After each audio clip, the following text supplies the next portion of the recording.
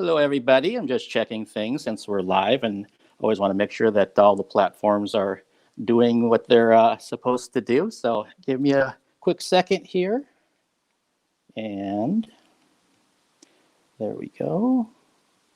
And it's all looking great. So thank you so much for joining me. Welcome to the Eclectic Arts Virtual Studio on a Monday. And this is the last day of summer. And seems like summer's saying, I'm getting out of here because at least here in Seattle, fall is feeling very much in the air and it's getting dark out there and it's only 7 o'clock. So yeah, I guess summer's really saying bye-bye and fall's rolling in. I'm Mark Sugiyama from Eclectic Arts. Thank you so much for joining me.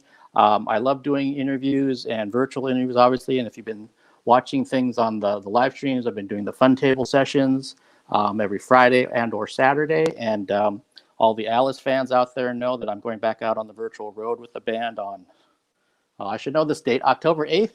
And that's through October 22nd. So I'm looking forward to doing a whole string of, I think, 14 interviews. And that's going to be a lot of fun. I can't wait to reconnect with the band and all the DJs and other musicians that they have. And then I've got obviously some guests lined up that I have not interviewed before. That's going to happen in October. But let's get to things tonight. My guest this evening is a wonderful actress with both television and film credentials. She is currently starring in the thriller Alone, which was just released on Friday, a few days ago. Please welcome to the Eclectic Arts Virtual Studio, Jules Willcox. Hi. Hi, how are you? I'm good. How are you doing? I'm doing good. I'm glad that you're here, and I'm glad that I can breathe again. That the smoke cleared out of the Seattle area. Oh my goodness! Yeah, same here in LA. It's been crazy. Yeah, I can only imagine. I mean, when I opened my door yesterday on Sunday, I was like, I can actually take in a big breath right now. I know. I've been like waiting to go for a hike or something, but we're I mean, obviously still experiencing it here with the Bobcat fire, but it's nice to have like a little break. Yeah, no, for sure. And it's kind of like, I mean, this year, as I've been talking with the, 60 other guests that I've done virtual interviews with, it's been, such a crazy year. And it's like, what else can you throw this way? And it's like, oh, maybe I shouldn't have said that. I know. Yeah, somebody had asked me, like, so do you feel like you have survivalist skills now? I'm like, I never thought that I needed them until this year. Thank you, Alone. Oh, wow. So let's start talking about Alone. And my understanding is that right when you got into the early stages of filming, you broke your foot. Yes, I did. And it was... it definitely added to the experience. We had to add it into the actual script that she had a foot injury because I was going to be limping throughout the rest of the film no matter what. So we had to figure that out. Or actually, the director was really wonderful in giving me the choice. He said, it's no big deal. We can all go home. Insurance will pay everybody their money back. It's no skin off our back. Is that that's the thing. And you can go home and we'll just end this. But I'd already shot the beginning of the film, and as you know, she's got quite a journey, and I just couldn't imagine not continuing it.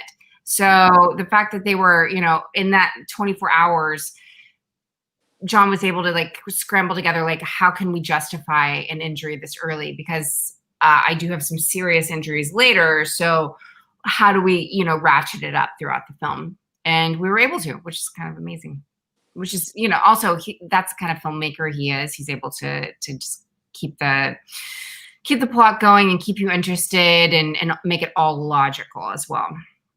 Okay, yeah, that was interesting when I discovered that fact. I was like, goodness, I mean, that puts you into a whole other category in terms of what your character is in that film. Yeah. And here you are with an actual injury. It's like that whole art imitating life or the other way around or something like that. Yeah. And that, because I remember especially that you mentioned that they had to incorporate that into the storyline, that the practical effect, at least of how it looked, was really gnarly. Oh my gosh.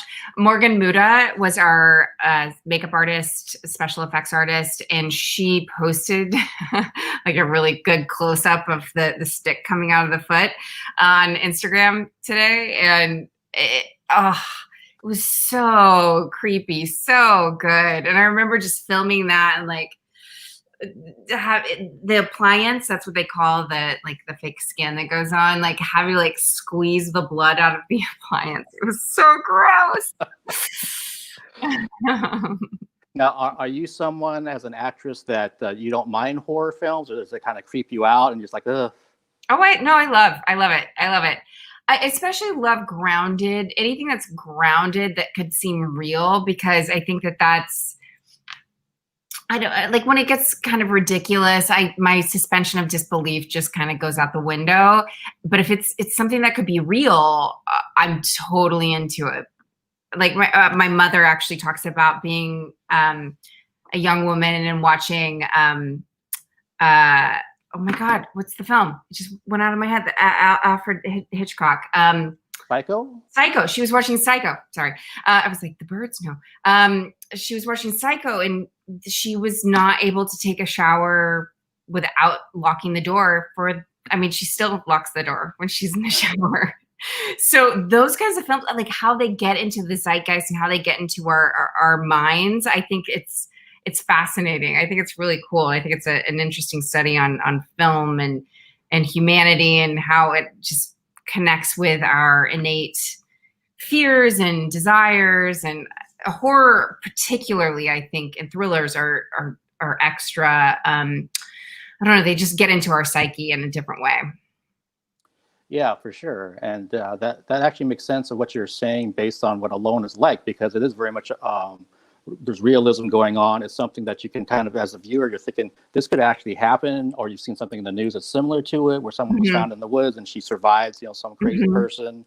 And what I liked about it in terms of the script was that when I thought something was going to happen, and I'm trying not to have too many spoilers here for people that haven't seen the film, but early on, you're captured. And so I thought it was going to be one of those kind of films where you're just there trying to figure a way to get out of where you were. But it's like, oh, within maybe 10 minutes, that changes. And then it becomes this cat and mouse game. And your performance, and also Mark's as well. I mean, it was so believable, one, but then two, there's many layers to it going on. And that's what I love. So you can sit there and kind of get into it. You could actually watch it again and pick up something else. Yeah, I'd actually seen it for the second time on Friday. I had only, we've done ADR, and so you have an idea of how the story is cut together, but I didn't see it until end of February. We were at the Mammoth Film Festival, and Mark and I watched it together for the first time, which was incredible. And it just sort of washes over you the first time you see it. And then the second time you see it, you're like, oh, wow, okay, that there's a callback there. We understand why she takes the tire iron there. Not to spoil anything, but there's a very special tire iron. But yeah, you start to see all these little nuances. Particularly, I see it because I can see it in Mark's performance, because I was so in mine. But I'm like, oh wow, like as he's cutting, making a sandwich and making that cheese, like that. Oh, we're setting up a cat and mouse right there. And I think it's just it's just cool filmmaking. You can see something every time. I'm so glad that you said that. Yeah, no, for sure. And again, so like with your performance, when you're getting, maybe when you started to prepare for this, did you have to kind of pull into like anything that maybe things that caused your own guilt, or anything that kind of made you feel alone at some point in your life, just like your character that you portrayed in the film? Where did you pull from? Interesting. Yeah, I'd moved to New York by myself a couple years prior to that, and just wanted to like start over again. And I remember thinking, oh, this is like when I went to New York. This is like those big moves that we make, and obviously there's possibility, but you're leaving a lot of people behind. You're leaving a lot behind, and it's very scary. It's a big leap to take, and so that's sort of what I gave myself in the beginning. And then there's also the grief, and I think that we've all experienced grief in some way or another. I mean, particularly now, I think people are experiencing it in strong ways. You know, the grief of not being in your workplace, the grief of losing a family member, the grief of not being around your friends all the time. And we all know what that is. And I've lost people in my life, and that was definitely something that I was able to call upon. And at the beginning of the film, and then once you get into the action of it, the actual like fighting for your life, that's what you're in. You're the immediacy of I need to survive. So mostly what I called upon was my imagination, but also like, if this was happening to me for the first time, what would I do? But then also the baggage, the weight on your heart and on your whole body and your being when you've lost someone. Yeah, no, and you're right. I mean, being in a pandemic, as we all have been, there's some aspect of the grief that's happening, and yeah, if you've had the terrible misfortune of you've lost family members during this time, or just any time, that you start pulling from that, and that's yeah, and you kind of brought up something interesting too. That when you got to the survival part, that it's kind of like, so what would I do if I was in this situation where I had to, the kind of fight or flight kind of thing, and that to me, there's elements of I think the strength of your character and your portrayal that reminded me of, like, say, Sigourney Weaver from Aliens or something, where it's like unique to that character, but also like maybe a female strength, not just strength in general. There's an intuition, I think, that is written into the screenplay that every woman knows, and everyone who's been around a woman, a mother, a sister, that they know there's this like sort of secondary thing that kind of goes on that's like, okay, I'm listening to you, but there's also like I'm looking at this in another way. I'm seeing the whole. And I think Jessica has that. Even though she's in this tunnel of despair with her grief, she's still able to, I think they really catch it in the scene where she's on the phone with, I think it's her mom. No, I think it's her dad, when she's at the rest stop and she sees all of these different men walking by. And women have to do that all the time. Like, you're just sort of on this, your brain is scanning for, is there danger? And that's that kind of intuition that it, I think, is very feminine, but the screenwriter was definitely wanting to pull up and say that is specific to a female experience, that they have to watch for danger all the time. Yeah, no, I saw something that was shared by somebody on social media. It was saying exactly that. They had listed things of what they have to do on a day-to-day basis as someone who identifies as female versus someone like myself who would be like, yeah, I never have to sit there and do this or check that or kind of look over my shoulder at certain things. I just take it for granted. Yeah.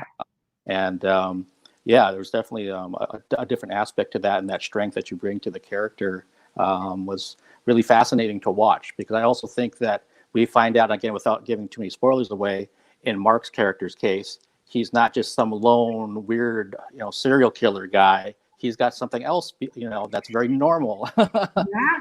And it adds a whole other twist to it. Yeah.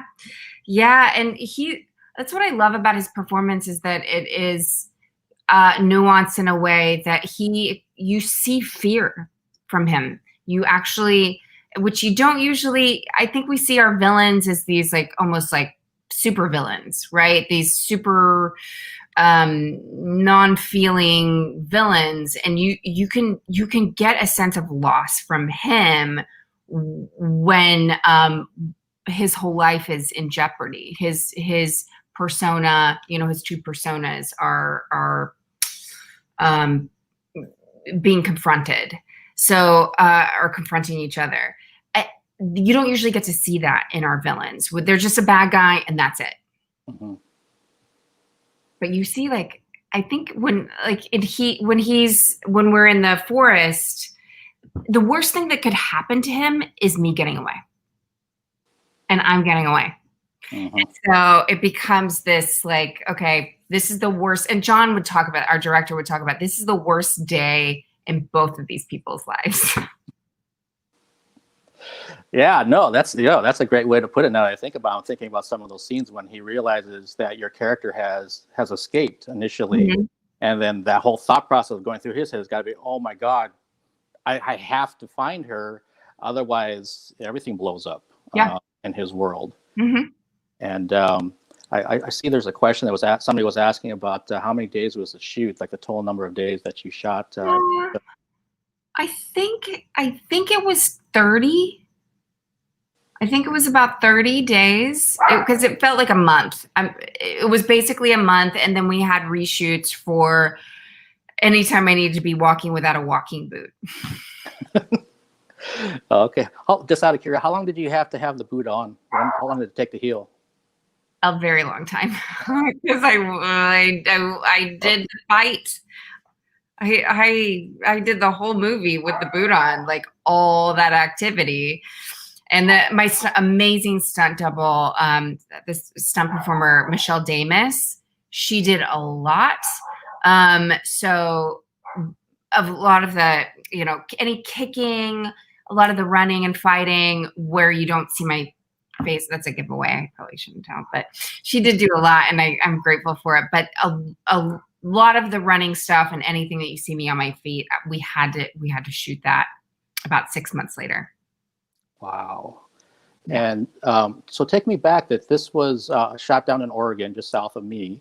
And Mhm. then, so did it start like how long ago was this actually shot? Like it was November of 2018, Yeah, end of 17? October. And the interesting thing about uh, my dog's going crazy because there are possums outside and Oh, raccoons.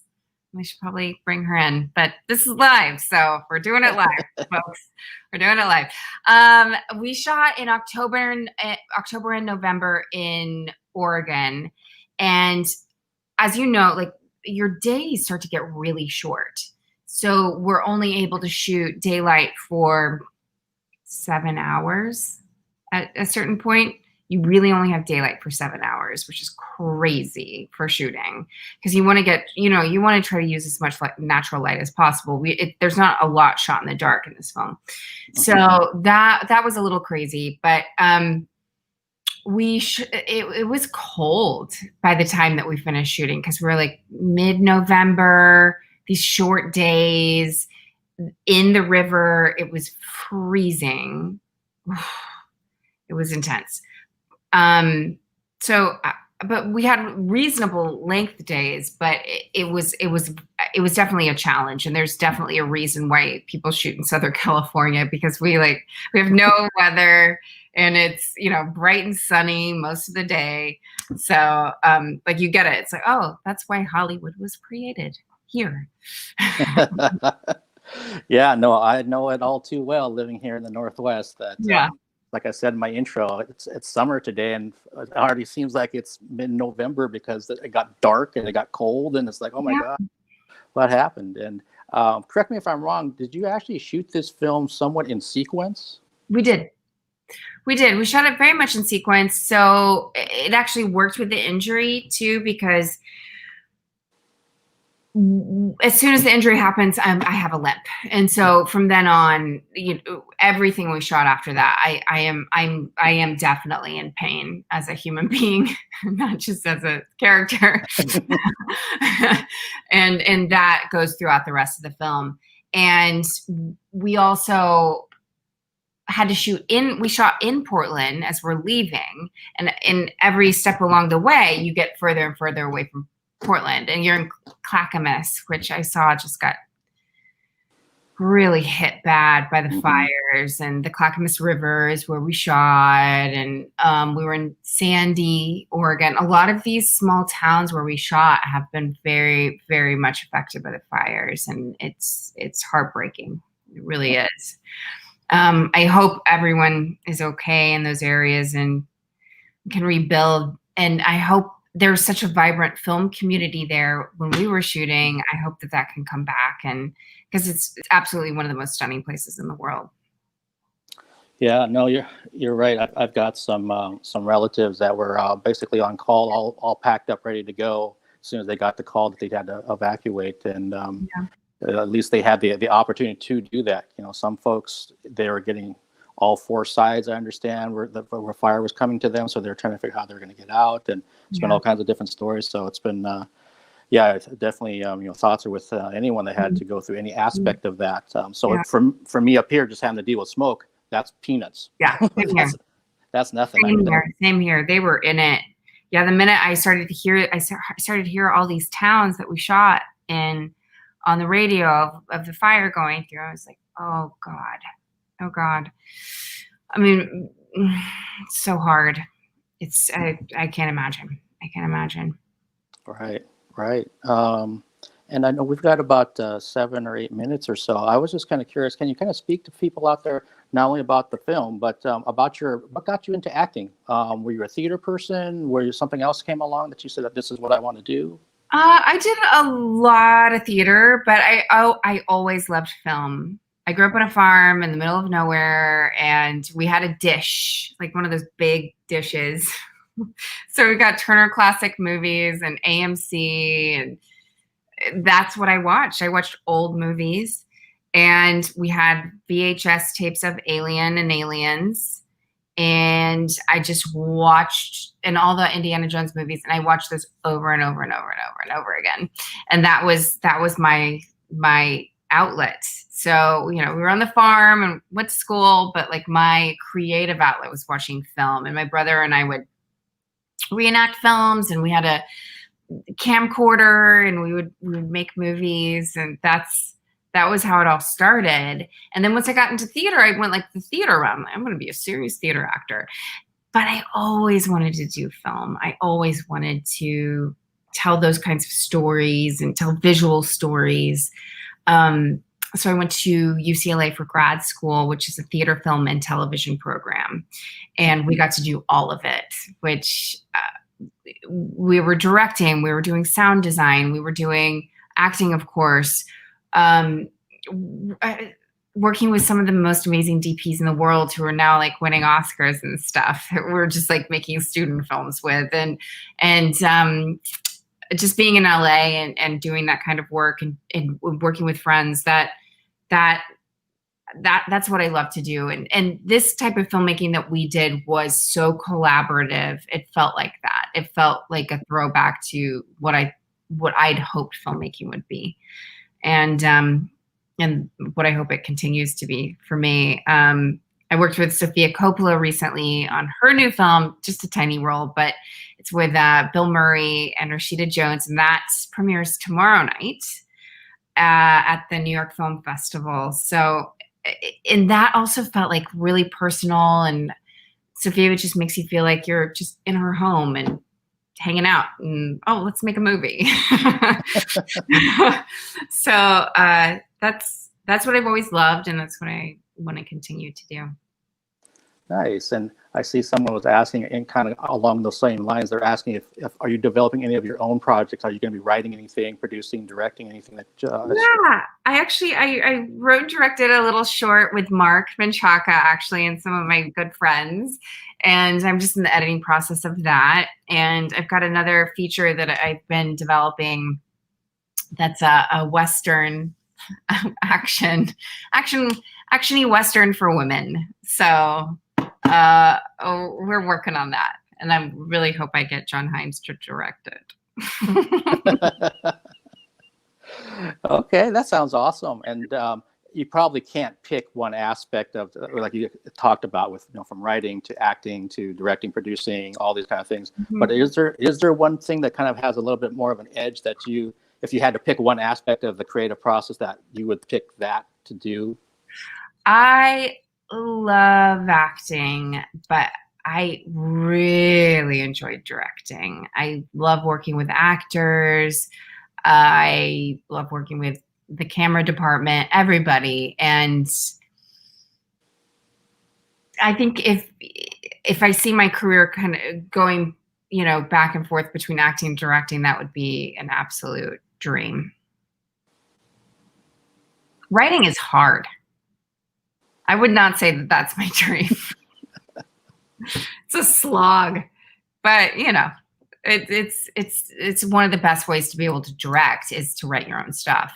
So if anybody's looking to direct, the absolute best way is to just find some people that you love to work with, write something for them, and just direct it. Or take something that you love watching, rewrite the scene and what you think the action is and what you think the dialogue is and just rewrite it, what you see on the screen, write it down to the page, and then direct what you wrote on the page.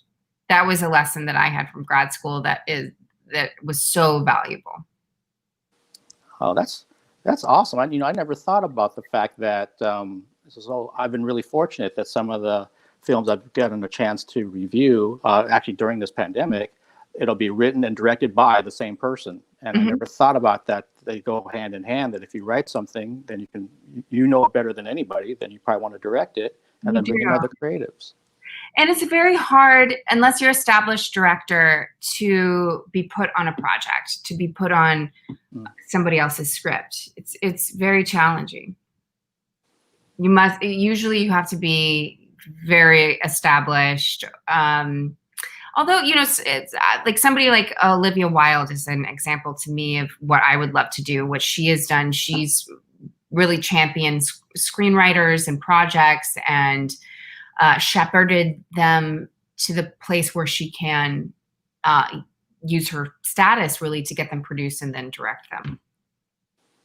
Okay. Yeah, no, that makes sense too. I've been really lucky that I've had some folks during the Alice tour that I kind of the same type of thing. I was reviewing one film. Who is that? Somebody just really stood out to me, and then I managed to contact their people, and then 2 weeks later I'm interviewing them, and I love that kind of thing. Just like here, but I mean, it makes me want to watch Alone tonight after talking to you and hearing some of the background things to it. Yeah. That's got to be. And have you worked with John before on another film? Oh, we worked on a TV show called Chicago PD together. Oh, okay. And we had a crazy experience where, and this never happens in TV, we'd shot all of this footage that was really like gut-wrenching, emotional stuff. And at the end of the day, he comes up to me, he's like, I'm so sorry, but the footage is gone. It didn't get uploaded. They thought they uploaded it, and it just disappeared. And they thought they'd uploaded it and then cleared the card or whatever. And he's like, we have to shoot it all again. But it's Friday night and the crew thought they were going to go home already. So we got to do it fast. He didn't really he just kind of subtly laid that in there. And it's like, okay, I got to put my big girl pants on and we're going to do all of this footage in an hour. And we did it. Wow. So it was crazy. Never happens, but we did it. But I think the fact that we were able to do that together as a team, when he was casting this, he was able to go, oh, I know who can do it. Because it's hard. I mean, even without a broken foot, this was really hard material. Just reading the script, I was like, oh God, I have to do what? That's true. I'm jump in a river. What?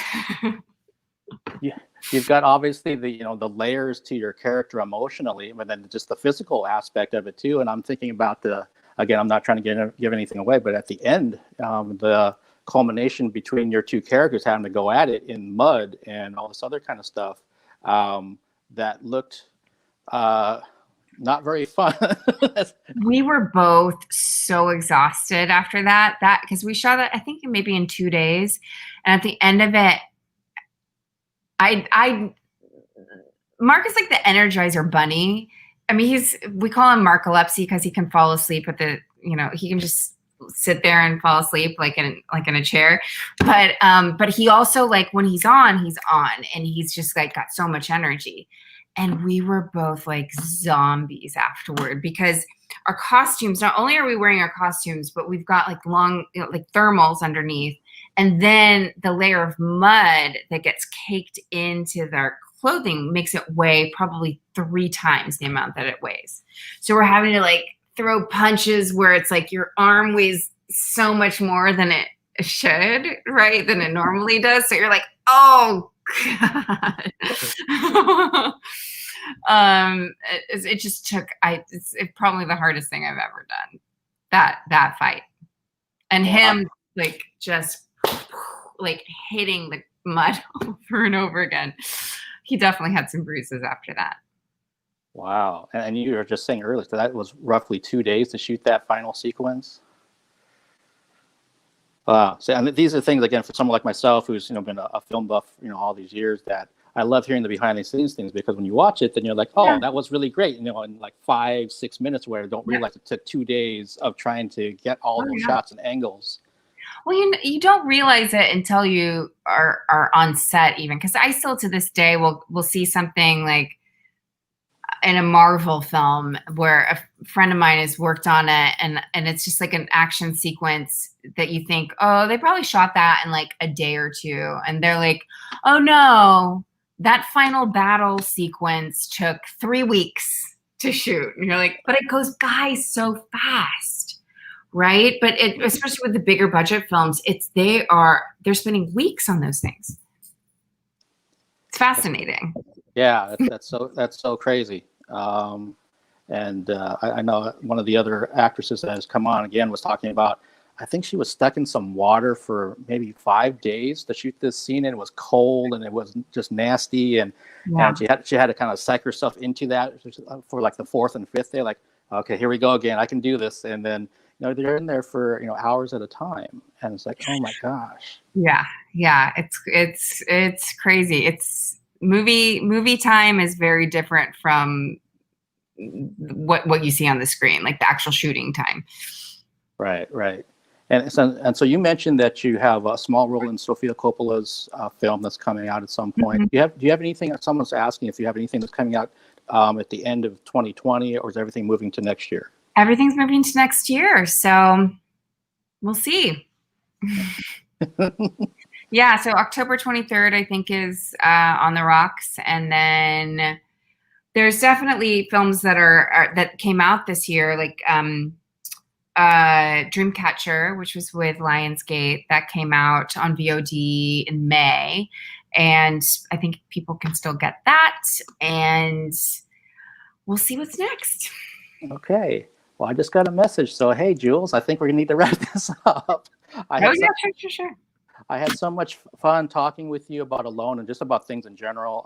I'm one of these people that some of my guests have actually come back for round 2s because I usually have tons more to ask, but I also realize that there are other obligations and things going on. But I appreciate you taking the time, and for everybody out there, if you haven't had a chance to see Alone, well, it just came out on Friday. So if you're not doing anything tonight or any of the other days this week, it's on video on demand, and it's well worth checking out. So thank you so much for taking the time, Jules.